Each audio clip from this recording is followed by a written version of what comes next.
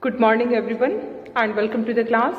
Today we will start the revision of the chapter Vital Villages Thriving Towns, and this chapter is chapter number 9 in old book and chapter number 8 in the new book. Okay, and the whole chapter is about the changes which were occurring in the villages and the towns around 2500 years ago. And what we find that so many changes were started to occur in the field of agriculture during this period. There were some reasons behind these changes. Likewise, the lives in the towns were also started to change. So many new things were happening. So all these are we are going to study in this chapter. So first of all we will see what changes came in the field of agriculture. Agriculture में क्या changes आए? The first and the most important change which we see in the field of agriculture is the use of iron. Okay, use of iron began. ये Indian सब continent में this use of iron began around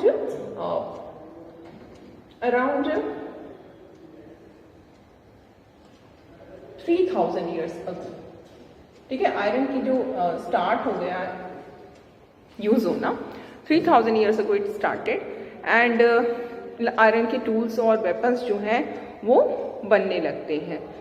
जैसे कि हमने जो megalithic burials देखा था, that what books and burials tell us, उसमें उस चैप्टर के अंदर हमने देखा था ना मेगालिथ्स बनते थे जिसमें ब्यूरियल्स होते थे, बहुत ही एलाबोरेटेड ब्यूरियल्स होते थे और उन ब्यूरियल्स में आयरन टूल्स रखे जाते थे. तो उस समय से आयरन का यूज़ जो था वो स्टार्ट हो गया था. आयरन के वेपन्स एंड टूल्स बनने स्टार्ट हो गए थे और it was just started around 3000 years ago, but इसकी जो इंटेंसिटी थी, यूज़ की जो इंटेंसिटी थी वो बढ़ जाती है 2500 years ago. मतलब अराउंड 500 years का टाइम लगता है यूज़ बढ़ने में. यूज़ था बट ज़्यादा फ्रिक्वेंट यूज़ जो है वो 2500 years ago स्टार्ट होता है. और इसमें बहुत सारे टूल्स आयरन के बनते हैं, जैसे एक्सेस. एक्स जो है वो क्या काम आता है? फॉरेस्ट को क्लियर करना, है ना. इसी तरह से प्लॉसेयर बनने लगे. प्लॉसेयर क्या होता है? जैसे खेती करने के लिए क्या होता है कि जमीन को डिगिंग करना होता है ना, डिग करके फिर उसके अंदर सीड को सो करना पड़ता है. तो this digging is done by प्लॉसेयर.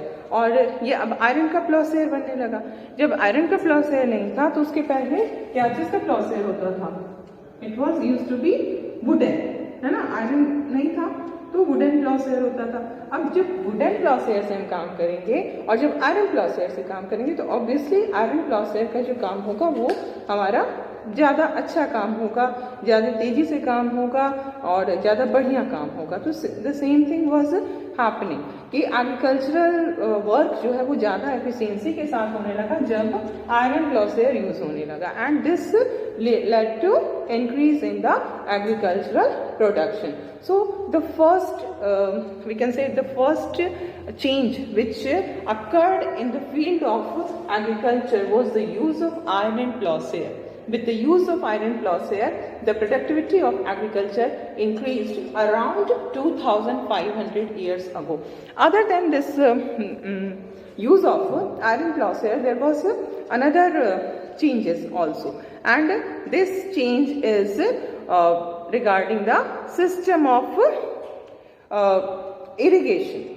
Irrigation started during this period only because we know that without water farming is not possible, है ना. एक छोटे से अगर पॉट में हम एक पेड़ लगा, एक छोटा सा प्लांट लगाते हैं तो उसको हमको वाटरिंग की जरूरत होती है. Other if we do not water the plant properly then it will dry up, है ना.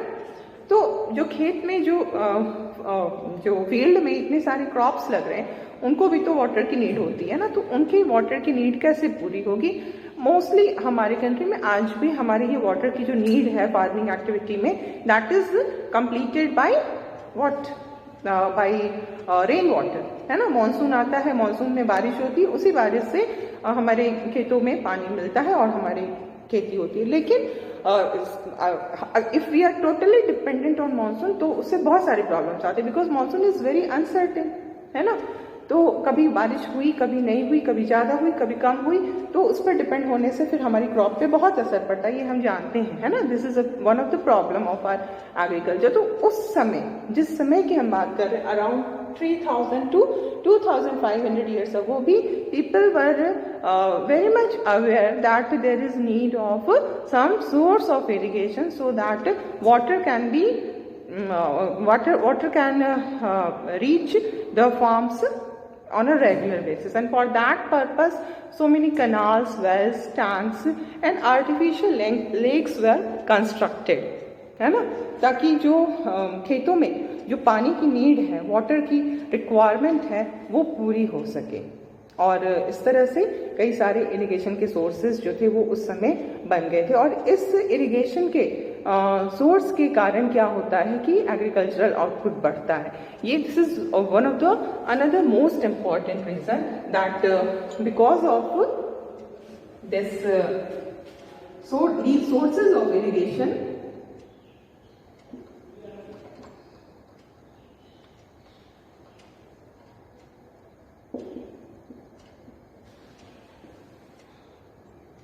Because of these sources of irrigation agricultural output बढ़ेगा, क्योंकि जब पानी रेगुलर जितना चाहिए उतना अगर मिलता रहेगा तो हमारी उपज तो अच्छी होगी।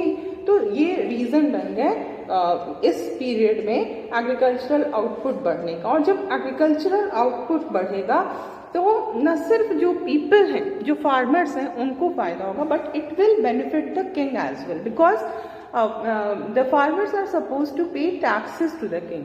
Whatever is the produce, as we have seen in the earlier chapter, the farmers were supposed to pay 1/6 of their produce to the king as tax, है ना। जो भी प्रोड्यूस उनका हो रहा है उसका 1/6 पार्ट उनको किंग को देना होता था। उसी तरह से हर जगह कुछ ना कुछ इसी तरह से जो किंग होते थे, जो एम्परर होते थे, वो फिक्स करते थे। तो अगर सपोज हमारा प्रोड्यूस बढ़ गया तो जो हम टैक्स दे रहे हैं वो भी बढ़ जाएगा। सपोज पहले हमारे घर में 60 kg ऑफ राइस प्रोड्यूस होता था, ठीक है, और इस 60 kg राइस नहीं कहे पैडी, ठीक है, 60 kg जो है वो पैडी प्रोड्यूस होता था। अब इस पैडी का 60 kg का 1/6 यानी कि 1/6 of 60 10 kg will go to the king as tax, जाएगा ना। 60 kg का 1/6 यानी कि 10 kg जो है वो टैक्स में हमने दे दिया। अब सपोज करो हमारा प्रोडक्शन बढ़ गया because of use of these sources of irrigation and because of use of iron tools. Now our production has increased and now it reached from 60 to 120 kg। अब 120 kg प्रोड्यूस करने लगे हम paddy. तो क्या होगा, इस 120 kg का फिर हमको 1/6 जो है 120 का 1/6 क्या होगा 20 kg। अब हमको 20 kg देना होगा राजा को एज अ टैक्स।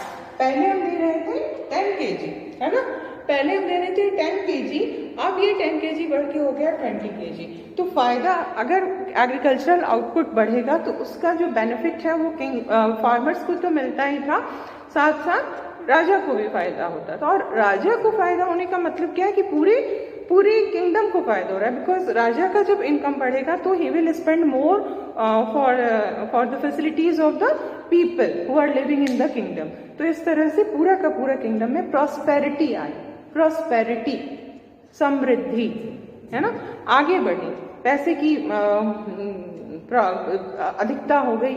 और जब पैसा बहुत अच्छे से होगा राजा के पास, लोगों के पास, तो ऑब्वियसली वहां पर सारी चीजें अच्छे से चलेंगी। तो ये इस कारण से जो हम पढ़ रहे हैं ना, vital villages became vital. Why they become vital? Because of this increase in the productivity. ठीक है, प्रॉस्पेरिटी बढ़ गई और राजा की भी इनकम बढ़ गई, राज्य के अंदर सुविधाएं फैसिलिटीज बढ़ गई, लोगों का लाइफ अच्छा हो गया। ठीक है, अब इसमें एक कुछ एक एक्टिविटी दिया हुआ है आपकी बुक में। It is given on page number it's 88 in older book. Old book में आपका पेज नंबर 88 में एक ये दिया है कि एक्टिविटी है जिससे ये पता चलेगा कि अगर हमें कोई इरिगेशन के सोर्स को बनाना है तो उसके लिए क्या, what should be the step, है ना, उसके लिए क्या स्टेप होना चाहिए इरिगेशन के सोर्स को क्रिएट करने के लिए। तो सबसे पहले क्या होता है, लाइक सबसे पहले तो ये देखेंगे कि जो किंग है उनको दे नीड मनी, क्योंकि किंग का किंगडम बहुत बड़ा होने लगा था, है ना।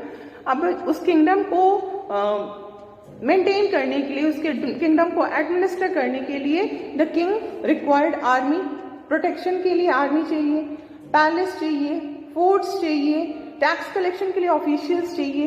तो ये सारे काम कैसे होंगे? ऑल दीज नीड्स मनी, बिना पैसे के ये सारे काम नहीं होंगे, है ना। तो Kings need money for आर्मीज, palaces, forts and for paying salaries to the tax officials। तो अब राजा की नीड बढ़ गई, राजा के को इनकम ज्यादा चाहिए, पैसा ज्यादा चाहिए। अब इसके लिए राजा क्या करेगा? राजा के पास कैसे पैसा ज्यादा आएंगे? राजा टैक्स लेगा, जो भी उसके किंगडम में whatever people, whoever people are living in his kingdom, he will take taxes from them, है ना। उन फार्मर्स से वो टैक्स लेगा। अब जब वो उन फार्मर से टैक्स लेगा तो फार्मर को टैक्स देना है। अच्छा, अब फार्मर कैसे, अगर ज्यादा राजा टैक्स फार्मर से लेगा तो फिर तो फार्मर्स की कंडीशन खराब हो गई जाएगी। सपोज करो अभी तक 1/6 ले रहा था राजा किसानों से वो टैक्स, अब उसने 1/6 को बढ़ा के, अगर इफ वो उसको ज्यादा पैसे चाहिए कि राजा का काम नहीं चल पा रहा है, जितने टैक्स आ रहे हैं, ही नीड्स मोर टैक्स। तो अब the king is in need of more income. तो अपनी इनकम बढ़ाने के लिए किंग ने क्या किया? पहले आपको टोटल एग्रीकल्चरल प्रोड्यूस का 1/6 देना पड़ता था एज अ टैक्स। अब किंग ने क्या किया? 1/6 को बढ़ा के 1/3 कर दिया। ठीक है, कि अब आपको अपने टोटल प्रोड्यूस का 1/6 नहीं देना है as a tax, but 1/3 part दे देना है टैक्स। तो क्या हो गया? बढ़ गया ना। अगर हमने 60 kg प्रोड्यूस किया था पैडी, तो अगर 1/6 हमें देना था तो हमें कितना देना पड़ रहा था? 10 kg देना पड़ रहा था।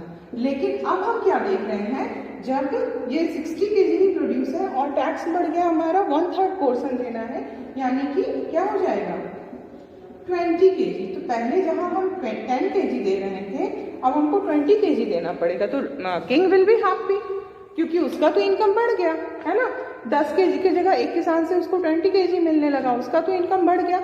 लेकिन the farmer will be in a very bad condition, farmers के लिए बहुत परेशानी क्रिएट हो जाएगी। अब पहले जहां वो 10 kg देने के बाद 50 kg बच जाता था, अब वो 20 kg दे रहे हैं, 40 kg ही बच रहा है उनके पास, तो उनकी कंडीशन खराब होगी। तो क्या उपाय, व्हाट इज द सॉल्यूशन कि किसी को प्रॉब्लम ना हो? इसका सॉल्यूशन ये होता है कि एग्रीकल्चर के आउटपुट को बढ़ाइए, ये मत बढ़ाओ।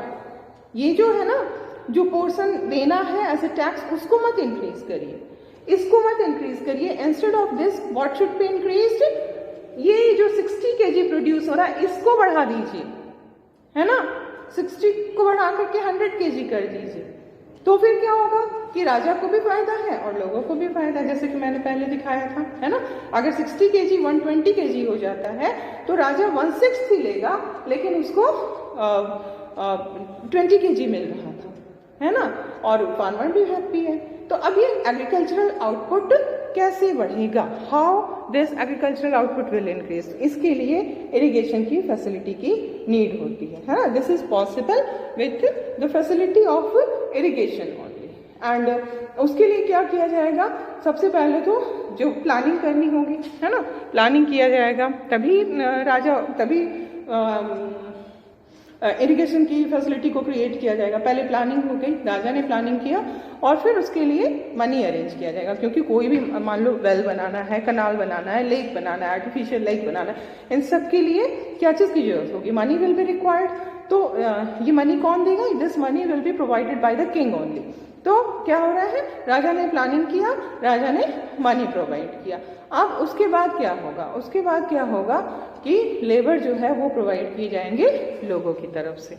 राजा मनी एंड प्लानिंग बना दिया, मनी प्रोवाइड कर दिया, अब labor will be provided by the people, and thus the irrigation facility is created, and then because of this irrigation facility production will be increased, and because of this increased production revenue क्या होता है? revenue is the income of the state. राजा का जो income है उसी को revenue कहते हैं, ठीक है। What is revenue? Revenue is, यहां पर राजा, इसलिए हम इसको राजा ही कहेंगे, इनकम ऑफ किंग, ठीक है, इसको कहेंगे हम इनकम ऑफ किंग, ठीक है। तो राजा की रेवेन्यू बढ़ गई और इस तरह से ये हमारा फायदे में हो गया राजा। लेकिन इसके साथ साथ फार्मर को भी फायदा हो रहा है ना, क्योंकि उनका भी तो क्रॉप प्रोडक्शन बढ़ गया। तो इस तरह से ये पूरा स्टेप है। इस one by one I am writing the whole step.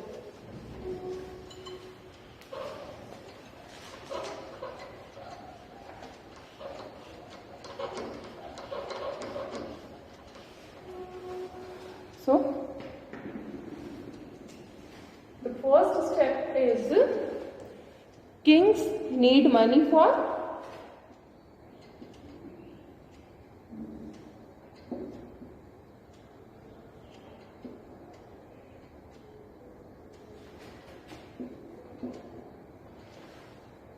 armies, palaces, forts and tax collecting officials.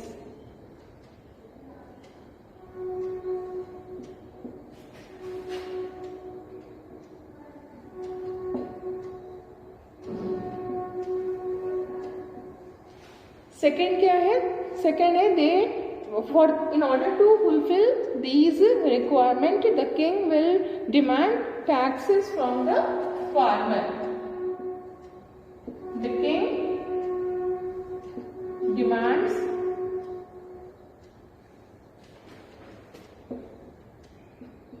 taxes from the farmers. Okay, then the next step is farmers have to increase production. Farmers have to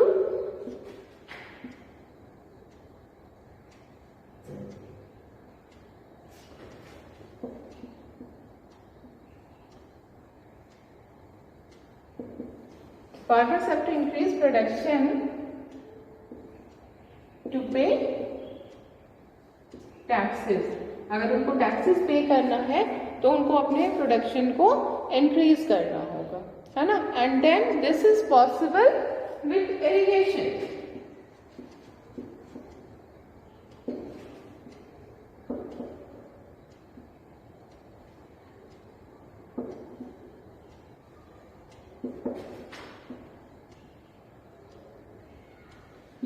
हो गया कि agriculture का output जो है वो बढ़ेगा irrigation के साथ। Okay, and now the king provide money and plan irrigation work. Okay, the king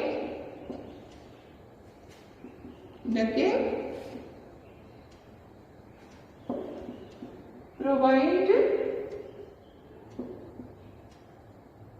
money and plan irrigation work, and then what will be the next step? The next step is labor is provided by the people. Labor is provided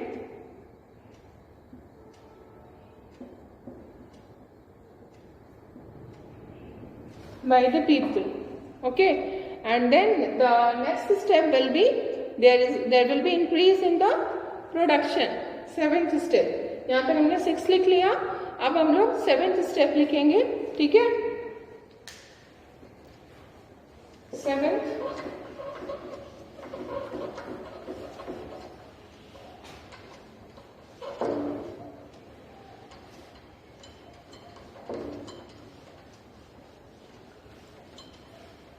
yes, the 7th is production increases.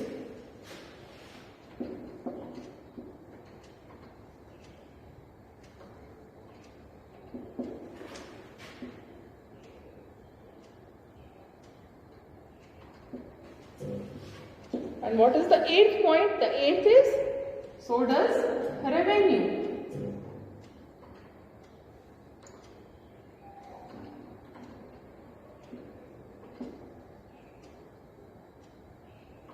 And what is the 9th point? The 9th is that there will be increase in the income of the farmers also. Farmer also benefit because crop production is more certain. Farmers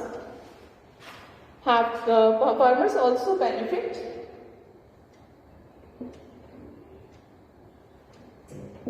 because crop production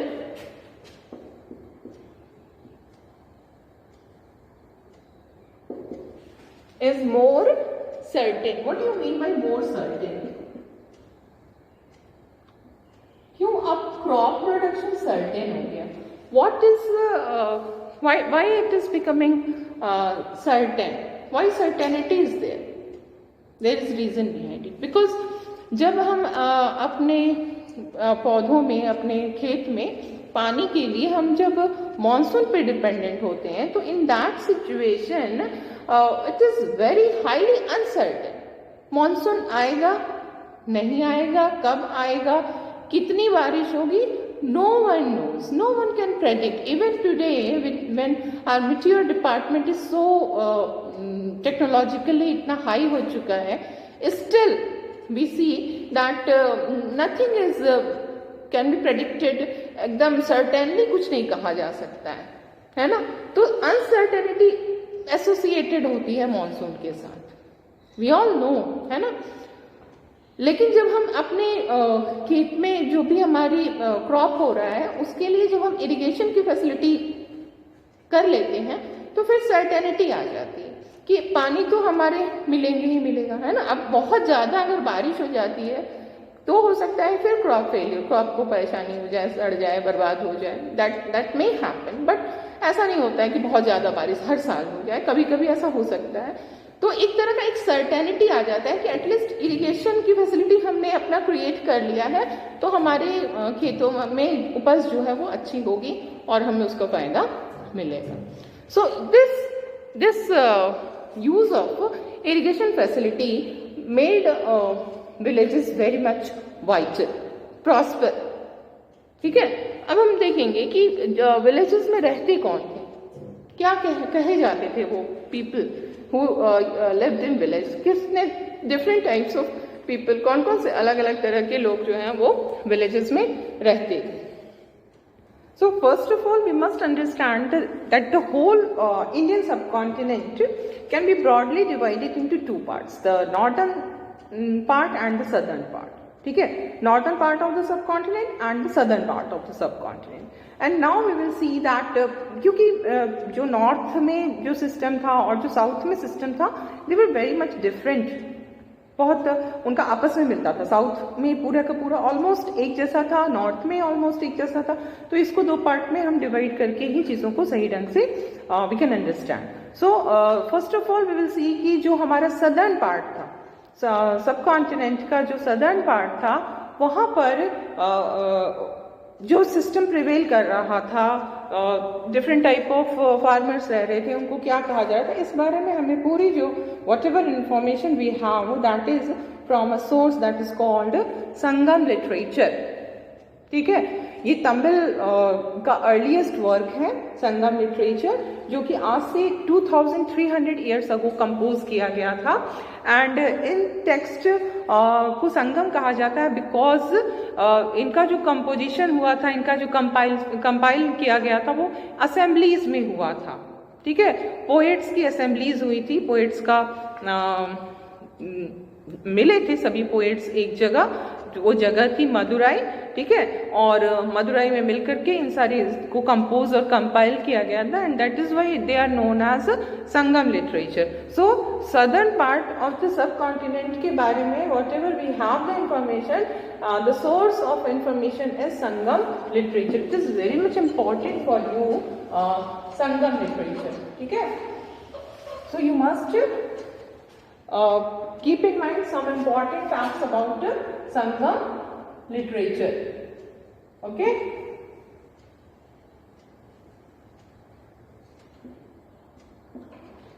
ये क्या है संगम literature? जो पहली चीज हम इसमें देखते हैं वो ये है कि ये it is the one of the earliest works in Tamil.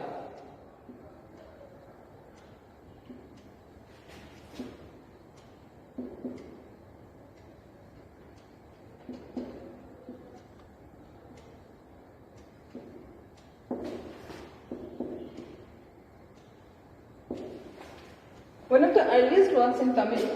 जो दूसरी चीज हम इसमें देखते हैं वो ये है कि these were composed around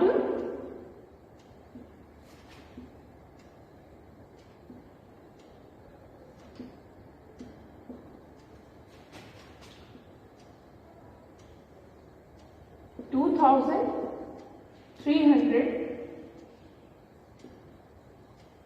years ago. ठीक है, और इसको हम संगम क्यों कहते हैं? Why we call it Sangam? Because these were composed and compiled in the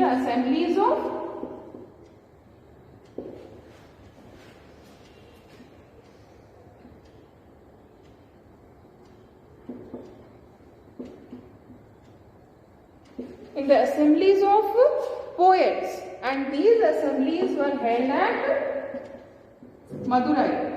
ठीक है,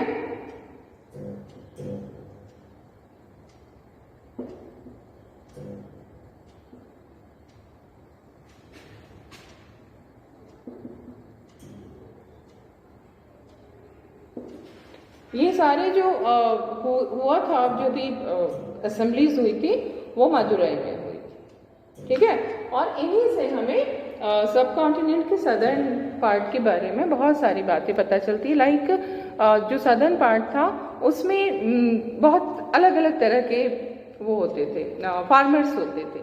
ठीक है, जो लार्ज लैंड ओनर्स थे उनको वेल्लालार कहा जाता था, क्योंकि देखो लैंड ओनर्स या हमें हर समय, जैसे आगे भी हमने सिविक्स में रूरल लाइवलीहुड पढ़ा था, है ना, तो रूरल लाइवलीहुड में हमने देखा था कैसे तुलसी जैसी एकदम लैंडलेस लेबर थी, फिर शेखर जैसा स्मॉल लेबर था, फिर वो रामलिंगम जैसे लार्ज लैंड ओनर्स थे, है ना। तो ये जो लैंड ओनर्स थे,